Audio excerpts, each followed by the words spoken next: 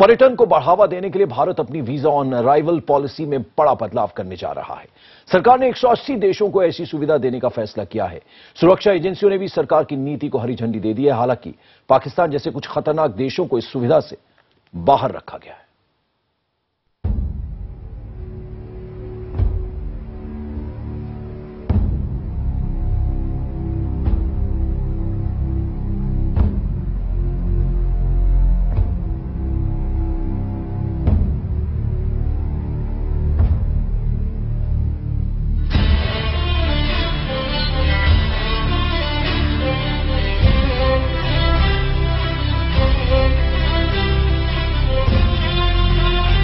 विविधताओं का देश भारत, दुनिया के 7वें अजूबे ताजमहल का देश भारत, मंदिर मस्जिद और गुरुद्वारों का देश भारत, पहाड़ों का देश भारत, समंदर का देश भारत, नदियों का देश भारत, सांस्कृतिक धरोहरों का देश भारत। दुनिया को ललचाने वाली इन्हीं विविधताओं की वजह से यहां हर कोई आकर कुछ पल जीना चाहता है।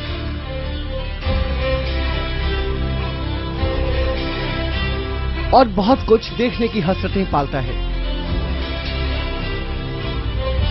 और इसी चाहत में वो भारत आना चाहता है। दुनिया के भारत देखने की इसी ललक में सरकार एक बड़ा बाजार देख रही है और इस बाजार का नाम है पर्यटन। दुनिया भर के सैलानियों को लुभाने और पर्यटन को बढ़ावा देने के मकसद से भारत अपनी वीजा नीति में बड़ा बदलाव करने जा रहा है। सरकार ने वीजा ऑन अराइवल पॉलिसी में बड़ा बदलाव करने का फैसला किया है। इस फैसले के तहत दुनिया के 180 देशों को चुना गया है। इन देशों को वीजा ऑन अराइवल के लिए चुना गया है। बुधवार को योजना आयोग ने इस संबंध में एक बैठक बुलाई। इस बैठक में कई मंत्रालयों के प्रतिनिधि शामिल हुए। बैठक में सरकार के प्रस्ताव को हरी झंडी दे दी गई। हमने वीजा ऑन अराइवल नीति को 180 देशों तक बढ़ाने का फैसला किया है। इस नीति को अमल में लाने के लिए और संबंधित विभागों में जरूरी ढांचे के विकास के लिए 5 से 6 महीने का वक्त लगेगा। हमें उम्मीद है कि पर्यटन के नए सत्र यानी अक्टूबर से ये लागू हो जाएगा। 180 देशों को वीजा ऑन अराइवल पॉलिसी में शामिल करने के मुद्दे पर सुरक्षा एजेंसियों की भी हरी झंडी मिल गई है। इसके लिए सरकार ने ऑस्ट्रेलियाई मॉडल को अपनाने का फैसला किया है। इसके मुताबिक यात्रियों को अपने देश से भारत के लिए उड़ान भरने के 3 दिन पहले ऑनलाइन फॉर्म भरना होगा। प्रोसेस कर भारतीय अधिकारी जवाबी ईमेल भेज देंगे। इसका प्रिंट ही भारत में प्रवेश के लिए काफी होगा। किसी यात्रियों को भारतीय मिशन के चक्कर काटने की जरूरत नहीं पड़ेगी। साथ ही एयरपोर्ट पर भी परेशान नहीं होना पड़ेगा। साफ है, इस नीति के अमल में आने के बाद सैलानियों की बड़ी मुसीबत हल हो जाएगी। वैश्विक ग्राम की इस कल्पना को साकार करने वाली इस योजना का लाभ अब तक फिनलैंड, फिलीपींस, सिंगापुर और जापान जैसे केवल 11 देशों को मिल रहा था। जिन देशों को इस योजना के दायरे से बाहर रखा गया है उनमें Pakistan, Sudan, Afghanistan, Iran, Iraq, Nigeria, Sri Lanka और सोमालिया जैसे खतरनाक माने जाने वाले देश हैं। पर्यटन सेक्टर को बढ़ावा देने के मकसद से शुरू हुई इस नीति को लागू करने के लिए कैबिनेट की मंजूरी की भी जरूरत नहीं पड़ेगी। इसलिए सरकार की इस योजना में किसी तरह का अड़ंगा नहीं पड़ने वाला है। योजना मंत्री राजीव शुक्ला के मुताबिक इलेक्ट्रॉनिक वीजा 30 दिनों के लिए मान्य होगा।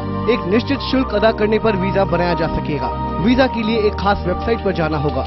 वीजा ऑन अराइवल देश के 26 बड़े घरेलू हवाई अड्डों पर उपलब्ध होगा।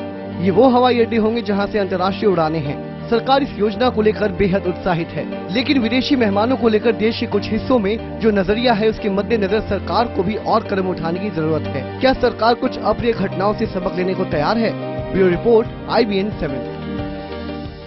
और हमारे वरिष्ठ सहयोगी नीरज गुप्ता इस वक्त फोन लाइन पर हमारे साथ है। Neeraj, visa on arrival policy को 180 देशों तक ले जाने की बात है, तो क्या इसका जो मकसद है वो टूरिज्म को बढ़ावा देना है? बिल्कुल पंकज, देखिए टूरिज्म के नजरिए से एक बहुत ही क्रांतिकारी कदम है और जिसे लागू करने में हमारे देश की सरकार को काफी मेहनत भी करनी पड़ी है। आप समझिए कि अब से कुछ साल पहले, करीब 5-7 साल पहले या 10 साल पहले तक का जो सिक्योरिटी सिनेरियो था और जो सिक्योरिटी को लेकर हमारी तैयारी थी, उसमें ये बात सोचना करीब करीब नामुमकिन था कि हम दुनिया भर के 180 देशों के टूरिस्ट को सिर्फ सीधा वीजा ऑन अराइवल की फैसिलिटी दे देंगे। वैसे मैं अपने दर्शकों के लिए ये साफ कर दूं कि वीजा ऑन अराइवल का सीधा मतलब ये नहीं है कि कोई भी अपने देश से चलेगा और भारत के एयरपोर्ट पर आकर यहाँ पर सीधा इमिग्रेशन में अपना पासपोर्ट दे देगा। ऐसा नहीं है।